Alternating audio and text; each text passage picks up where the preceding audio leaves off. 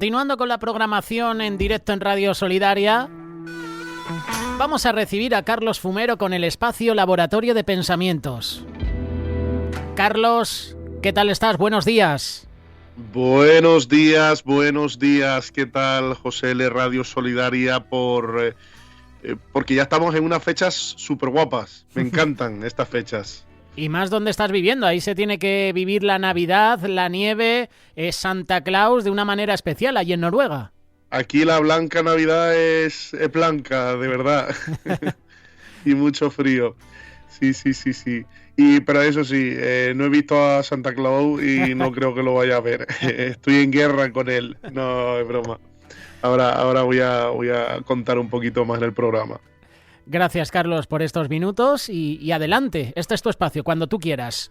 Muchas gracias. Título de hoy del programa Laboratorio de Pensamientos: de lo pequeño a lo grande. ¿Y qué quiero venir a contar con esto? Bueno, estos días he estado pensando, ¿os acordáis que el programa anterior hablamos y dijimos qué significa Merry Christmas? Y estoy un poquito en guerra con Santa Claus porque le está algunas veces usurpando el lugar en la Navidad a la verdadera celebración, a quien realmente debemos de celebrar. Pero mi enfoque hoy no es tanto en eso. El título es De lo pequeño a lo grande, porque es curioso de que Dios, siendo el ser más absolutamente grande, o sea, es tan grande que no podríamos ni siquiera entre toda la humanidad llegar a imaginarnos cómo es Dios. Escuché una frase el otro día de uno que decía que si él pudiese entender o comprender a Dios, entonces ese Dios ya no sería el Dios verdadero. Porque el Dios verdadero tiene que ser incomprensible, tiene que ser tan sumamente grande que no podamos ni siquiera nosotros abarcar a comprenderlo. Y así creo que es Dios. Si yo pudiese tener un Dios en el que puedo responder todas las preguntas sobre Él, en el que tengo todas las respuestas, pues yo creo que entonces Dios dejaría de ser grande y el grande sería yo. Sin embargo, un Dios que no logro a comprender me parece mucho más razonable. Es precisamente en ese Dios en el que quiero creer. Pero Dios, siendo grande, se hizo pequeño. Y hay una serie de lecciones que podemos sacar del propio nacimiento de Jesús. ¿Y qué podemos extraer? Bueno, Él tuvo un comienzo muy humilde. Imaginaos, Dios podría haber decidido entrar en la humanidad de una manera tal vez más rimbombante, más llamativa, más espectacular. Podría haber venido acercarse con un planeta o una estrella, en un cometa. No. Él decidió nacer ni siquiera en un palacio, ni siquiera entre la riqueza, sino en un pesebre, ¿vale? Entonces ya de partida vemos que el lugar que dio nacimiento al autor de la vida, el lugar que vio nacer al creador del universo, ese lugar era un establo, o sea, donde están los animales. Hay enseñanzas brutales que podemos sacar del nacimiento del establo, ¿no? Luego podemos entrar en algunos detalles, pero quiero que podamos, en primer lugar, entender qué representa el establo en la historia de Jesús. El establo o pesebre en el nacimiento de Jesús, como se relata en los evangelios, tiene un significado muy simbólico dentro de lo que es nuestra tradición cristiana.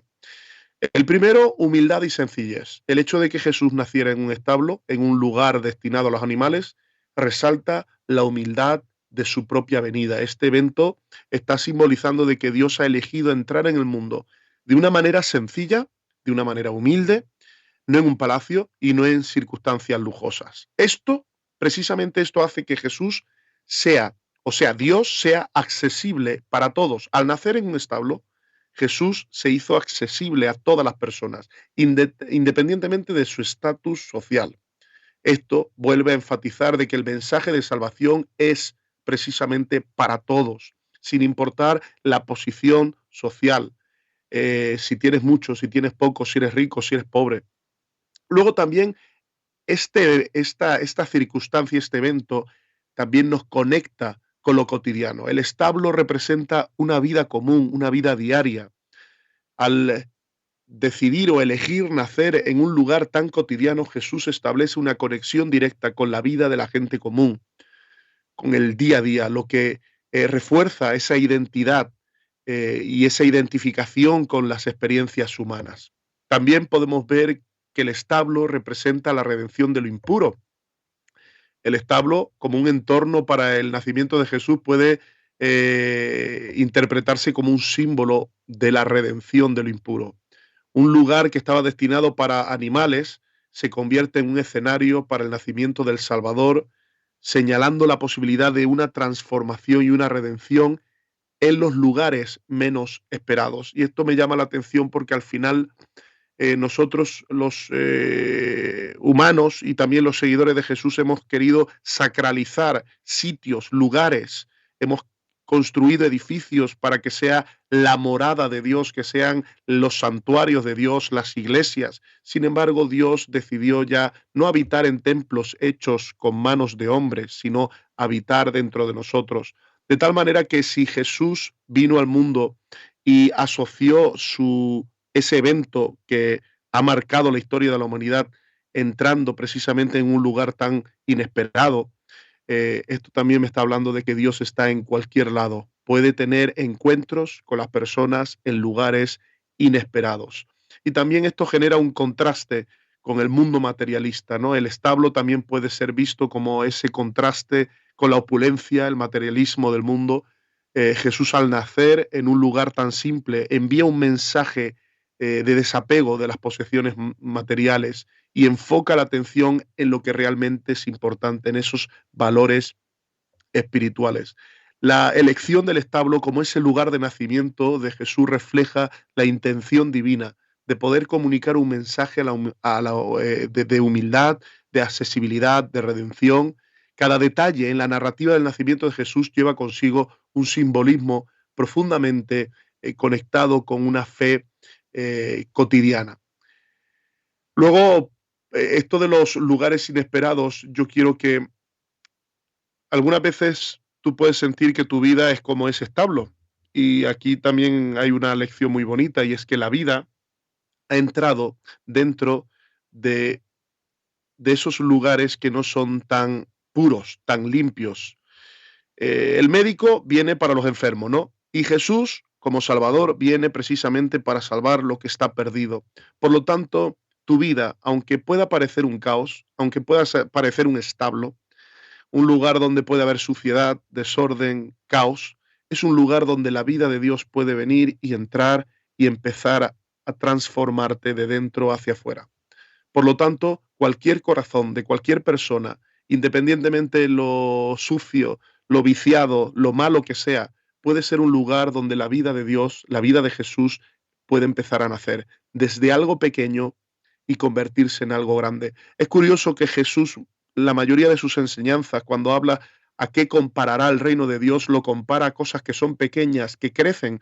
Por ejemplo, una semilla de mostaza que puede ser de las más pequeñas entre todas las semillas, se convierte luego en, en un árbol frondoso donde aves y pájaros pueden anidar y refugiarse en él. Así es el reino de Dios, algo pequeño que crece, igual que la levadura que puede leudar toda la masa y puede hacer que aumente en su tamaño. Así nosotros tenemos que ser dentro del reino de Dios, algo pequeño que crece, que se expande, que se multiplica. Este es el poder precisamente de la vida de Jesús dentro de nosotros, que puede llevarnos a tener una experiencia diferente.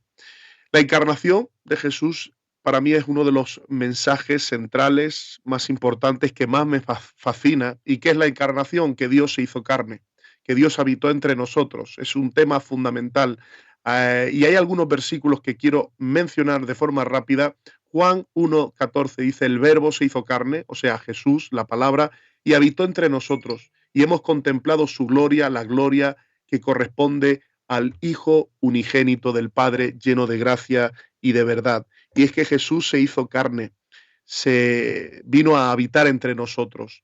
La Virgen concebirá y dará a luz un hijo y le pondrá su nombre Manuel, que significa Dios con nosotros. Qué bonito este nombre. Dios con nosotros. ¿Y cómo es que Dios ha podido estar tan cerca de nosotros? Porque se hizo uno de nosotros, se hizo hombre. Y fijaos que Él nació siendo un bebé. Esta mañana en el devocional con mis hijos estábamos viendo cómo hay muchos animales, por ejemplo las víboras o las boas, cuando cuidan a sus crías, están hasta 2 semanas con ellas para protegerlas de los peligros, y una vez pasado ese periodo de tiempo, cuando ya los huevos han eclosionado y después de esas 2 semanas, ya las deja solas, pero ya están preparadas o ya pueden valerse por sí mismas. Sin embargo, el ser humano es de los mamíferos que más tarda en desapegarse, necesita un cuidado continuo, constante. Así era Jesús. Jesús necesitó cuidados, las primeras etapas de su vida, necesitó la protección, la cercanía de unos padres, de una madre, el cuidado. Era dependiente, vino como dependiente. Pensar esto me parece una locura, pero Dios era dependiente. En un momento en la historia, Dios se hizo como uno de nosotros, siendo un bebé dependiente, frágil, vulnerable a cualquier amenaza. Desde luego, mira que lo quisieron matar, y ahí está el relato del Evangelio, como Herodes quiso ir a por él y matarlo. Sin embargo, la mano de Dios estaba con él, pero necesitó del cuidado y la atención de sus propios padres. Y fijaos, y con esto quiero, estos 2 versículos quiero terminar, Filipenses 2, del 6 al 8, el poder de lo pequeño a lo grande, dice, quien siendo por naturaleza Dios, o sea, estamos hablando de Jesús, no consideró el ser igual a Dios como algo a lo que aferrarse, por lo contrario, se rebajó voluntariamente, se despojó tomando la naturaleza de siervo y haciéndose semejante a nosotros, seres humanos. Y al manifestarse como hombre, se humilló a sí mismo y se hizo obediente hasta la muerte y muerte de cruz. Este pasaje habla precisamente de la humildad de Jesús, como siendo Dios no se aferró a eso, sino que se bajó de su trono para estar entre nosotros. El Creador se hizo criatura. Y ya para terminar, Hebreos 1, del 1 al 2, dice, en el pasado Dios ha hablado de muchas maneras. ¿Habéis visto que hemos empezado el programa hablando de lo grande que es Dios?